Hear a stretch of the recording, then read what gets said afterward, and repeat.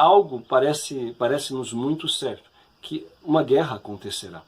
Enfim, se será agora, já ou depois, não sabemos. Porque aqueles que são globalistas, ou seja, aqueles que almejam a um governo mundial, eles têm como meta a eliminação da maior parte da população mundial. Nós somos hoje 8 bilhões de habitantes e eles tinham e têm como meta reduzir esta população a no máximo 500 milhões, para o que teriam que eliminar pelo menos 7 bilhões e meio. Disse tantos especialistas entendidos no assunto, né, que isto só pode ser feito através daquela fórmula clássica: a guerra, a peste e a fome. Portanto, um conflito mundial seria trivial, necessário, essencial para se fazer esta redução da população, de forma que um pretenso governo mundial tivesse depois muito mais facilidade de controlar aqueles que sobrevivessem.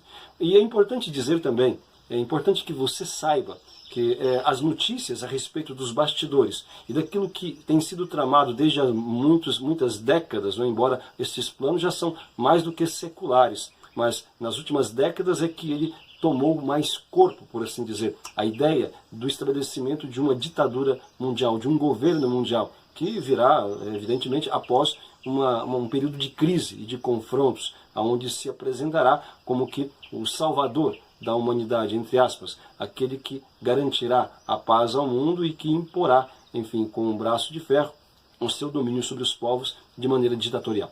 Enfim, para que isso aconteça, é necessário, portanto, que esta elite que quer dominar e aqueles outros que lhes apoiam sejam salvos. Talvez muitos não saibam, mas existem cidades inteiras em forma de bunkers que foram construídas debaixo das areias do deserto da Austrália, também na região da Patagônia, na Argentina, e em outros lugares debaixo da terra. Existem cidades com todas as provisões necessárias, com todos os meios necessários para que se possa ali se proteger de catástrofes atômicas e se manter durante meses ou até anos, se assim for necessário.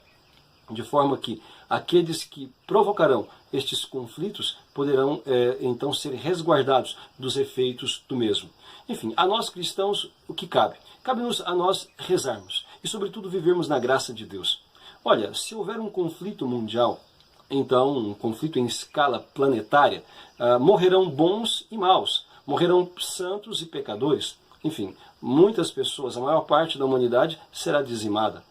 Mas o que nos interessa a nós? O que nos interessa, sobretudo, é a vida eterna. O que nos interessa é, enquanto aqui estivermos, buscarmos fazer aquilo que é correto, aquilo que é justo, santo e agradável a Deus. Claro, não devemos cruzar os braços e esperar que a catástrofe venha. Nós devemos fazer, sim, lutar pela justiça, defender aqueles que a nossa nação, defender aqueles que dependem de nós, defender as pessoas, ajudá-las, enfim, aliviá-las no seu sofrimento tanto quanto possível. Mas o mais importante para todos nós é mantermos-nos sempre preparados, como disse nosso Senhor Jesus Cristo: vigiai, orai, estai sempre preparados. Este estar preparado significa essencialmente uma coisa: estar preparado significa estar na graça de Deus. Portanto, não se trata de uma preocupação maior em salvar a pele, em salvar o próprio corpo. Não é esta a maior preocupação que nós devemos ter. A maior preocupação que nós devemos ter é em salvar a nossa alma, em ajudar as pessoas que nós amamos também a terem consciência da necessidade de viverem sempre na graça de Deus, na comunhão com Cristo, e que para tal devem afastar da sua vida todo o pecado, afastar tudo aquilo que lhes possa separar da comunhão com Deus. Se haverá a guerra ou não, enfim, nós não sabemos. Tudo indica que sim, mas, independentemente disto, nós seremos colhidos pela morte, mais cedo ou mais tarde. E o nosso juízo diante de Deus acontecerá. E é este evento o mais importante da nossa vida, no sentido que é o momento que se decidirá a nossa salvação ou a nossa condenação. Para este evento é aquele que mais merece atenção de nossa parte. A nossa preparação não deve ser simplesmente para o enfrentamento de uma possível terceira guerra mundial, mas para aquele juízo pelo qual nós passaremos. Porque isto é inadiável. Isto é algo que não é possível não acontecer. Todos nós, como diz a palavra de Deus, seremos julgados. E é esta a atenção que nós devemos ter. Portanto, meus amados irmãos cristãos, pessoas de boa vontade, então nos preocupemos, sobretudo, com esta reconciliação com Deus. Nos preocupemos, contudo, em sermos pessoas melhores. Nos preocupemos, sobretudo, em buscarmos a nossa conversão, aquilo que nos falta. Rezemos por todos. Rezemos para que os governantes do mundo, aquelas pessoas que têm a responsabilidade de conduzir as nações, rezemos para que eles possam ter juízo, para que eles possam realmente prever, buscar o bem comum. Mas aquilo que diz as profecias, seja da Sagrada Escritura, seja na vida de tantos santos, tudo indica que se realizará. Tudo indica que se realizará em breve, assim quero dizer. Tudo indica que não demorará muito. Mas isto é independente da nossa tomada de postura para a busca de uma conversão sincera. Porque, ainda que pela oração ou por sacrifícios nós pudéssemos obter a graça de que isso fosse adiado por 100, por 200 anos, o fato é que nós iremos ao encontro do Senhor.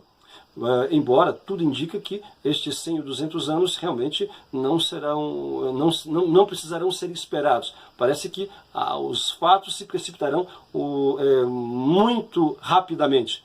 Meus amados irmãos, o que nós precisamos fazer é isto, portanto. Vivermos na graça do Senhor.